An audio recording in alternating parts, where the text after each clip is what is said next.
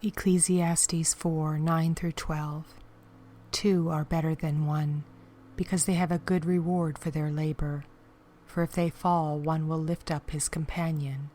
But woe to him who is alone when he falls, for he has no one to help him up. Again, if 2 lie down together, they will keep warm. But how can one be warm alone? Though one may be overpowered by another, 2 can withstand him, and a threefold cord is not quickly broken. Solomon discovered in all his experimenting and searching for meaning in life that a life lived without God is no life at all. He saw the absolute necessity of fellowship with God as the key to opening the door to meaning and satisfaction in life. He observed that life is filled with its many sorrows and sufferings, and noted how this leads to isolation and increases man's pain. He ascertained the importance of companionship as the means to lift the weight of these burdens and provide balance in life. But as he looked in the courtrooms and concourses of life, he discovered that man's motivation is often selfish and solitary. Whether he is industrious or idle, man is driven by competition and selfish ambition. Again I say that for all toil and every skillful work a man is envied by his neighbor. This also is vanity and grasping for the wind. The fool folds his hands and consumes his own flesh. Solomon was grieved by the cruelty of those who were oppressive to the weak and vulnerable, and equally disturbed by the envy and competition of those who desired to get ahead of others.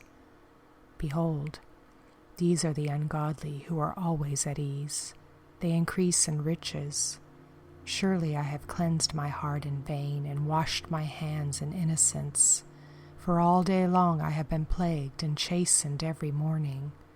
When I thought how to understand this, it was too painful for me, until I went into the sanctuary of God. Then I understood their end. Solomon received the revelation he was looking for, and found that the relief for man's pain and suffering is found in friendship. How much better it is for a man to come alongside another to lift him up and to help him with his burden, instead of running past him and knocking him down. God never intended for man to be alone. We need each other. There is great blessing and benefit when we assist and comfort and defend each other. But Solomon cautioned that man's motivation in helping another can be for selfish purposes.